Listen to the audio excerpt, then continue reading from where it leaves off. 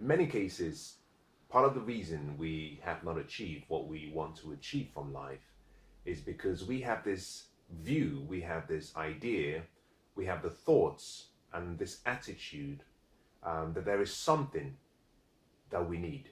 There is something out there, there's an extra resource, there is something else that we need in our lives to be able to achieve our dreams and goals. And what I want to say to you today is that I want you to start focusing less on what you think you need and instead start embracing, start looking into what you already have. Because just like life, everything that you need to become the best you were born to be is all within you. You don't have to go without to look for it, to search for it. You simply have to discover the greatness in you, the potential in you, the abilities, the skills, the gifts in you, and allow those gifts to flourish. As a matter of fact, your responsibility is simply to place yourself in the environment where that potential and greatness in you can be stirred up so that it can start to flow out of you. In a lot of cases, it's not what we think we need or what we think we don't have. It's that we have blinded ourselves from looking at what is there right in front of us. Every one of us, including you, has been born with more potential than we could ever think about. To allow that potential to come out, there are 4 things you must start to do. And that's what I want to share with you today. I want you to start seeing yourself the way that you truly are. And let me define the way that you truly are so you can understand. You were wonderfully, fearfully, beautifully born and made. That means that you will come into the world because you have something to give the world. You're alive today because there is still something you have to give the world. And so the first thing you must understand is the level of significance you have. There is no one else like you on earth. There is no one amongst us that is like you. That means that you have a level of uniqueness and you have a level of specialty that is difficult to put in language, to put in words. You're here for a unique, excellent and fantastic reason. But your responsibility is to discover what lies within you. So the first thing is to understand how special you are. The second is to recognize that although you're special, you need people for that greatness in you to be put to good use. This means that you need people you can serve, people you can serve your gift to, people you can support, people you can create value for, people you can help solve their problems. By doing that, you start to build a level of confidence that is second to none. You start to build a level of self-esteem and self-assurance that is second to none. You have everything you need within you, but you must first discover what's in you and then next identify who can benefit from what you have. You identify those that can benefit not so that you can identify what you can get from them, but what you can give to them. You see, because the more you give, the more you receive back in return. It's a fundamental law of life. It works every single time. It doesn't mean that where you sow, you reap. No, it means that what you sow, you reap. The soil in which you sow in may not be the same soil that you reap from. The reaping and the harvest might come from a different place. A lot of times, one of the problems we face is that we expect the same people we help to be there to help us back. But life doesn't work that way. The law says what you sow, not where you sow. What you sow, you will reap. So when you do good not always with the expectation of getting back a return from that particular soil or person. Do good knowing with conviction that whatever good you've done for another person, the same will be done back to you. So remember this, it's not what you think you need, It's not what you think you don't have that is stopping you.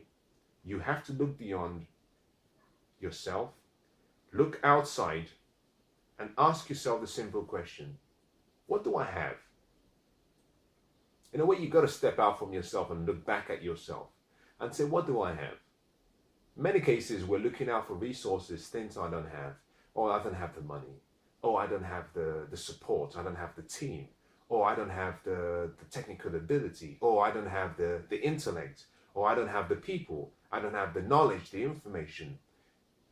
You know, you can spend a lifetime looking for reasons why you're not ready to start playing the music that is in you. And I want to share with you that it's not a lack of resources that is your problem. In many cases, it's that you don't have the guts to use the resources you already have within you. It's because you're not being resourceful. You don't have the guts to grab what you have in front of you, to seize the opportunity and to put to use what you have. You know what you have to do? Start now, start small, do what you can. Stop waiting for the big moments. Stop waiting for things to be just right, because it never will be just right. You know, there's a very beautiful, very interesting story from ancient times that talks about the parable of the talents, where 3 servants were given various talents. One was given 1, another was given 2, another was given 5. And the master said to the servants, go away, invest this talent I've given you. I'm going to travel. When I come back, I'll get together with you. We could all look through the talents and we can see how you applied, how you used the gifts I gave you. The master returned as he promised. He gathered all of the people together and he started to evaluate what he gave them.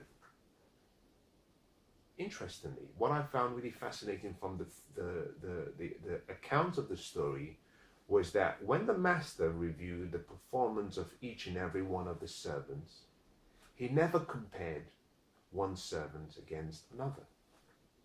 And that is the same thing life will do to you. Life doesn't compare you to another. So you have to stop comparing yourself to another. What you've been given can create what you've been promised. The master simply asked the question, what did you do with what I gave you? So the master asked a very, very important question. Identify how you've used the resources and the gifts I gave you, and you've multiplied it and you've created more value. Individually, all of them had to respond and give an account of how they used their gifts. So in the same way, life will call you at some point and ask you the same question. What did you do with the gifts that I gave you? Now let me give you a summary of what each of these servants said, because I think the drama is hidden in each of their responses. The first servant was the one who was given 5 talents.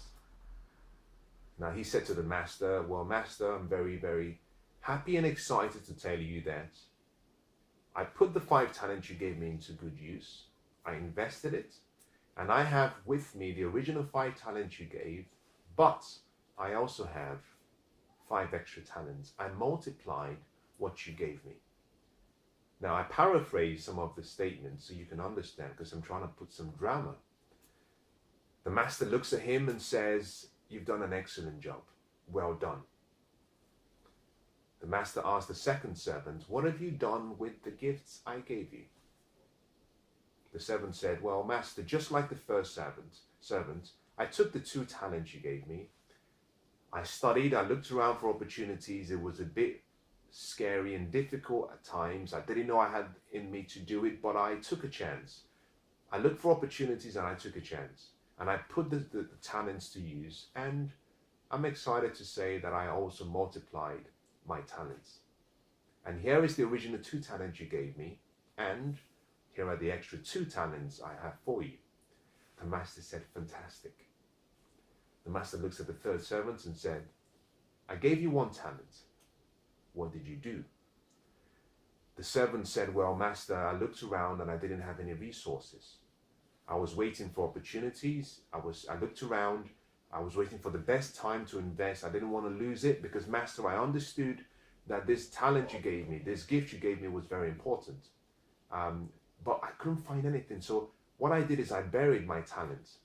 I never used it. And I knew you were coming today. So I dug it out in the same cloth that I buried it in originally, and here it is in front of you. I bring back to you what you gave me. The account of the story said that the master was very upset, and he cursed the final servant and asked for that servant to be taken away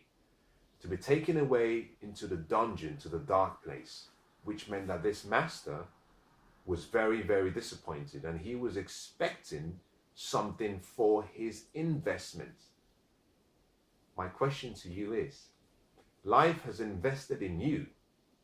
If life comes to you and asks you for a return on the investment in you, what would your response be? Would you talk about not being in the right place, not being in the right time? Would you talk about bad luck? Would you talk about fate? Would you talk about the economy, the government? Would you talk about your family? You see, it's not your mother, it's not your father, it's you. It's you. What you've been given can create anything you want in life. Just like a seed. In a seed is a tree.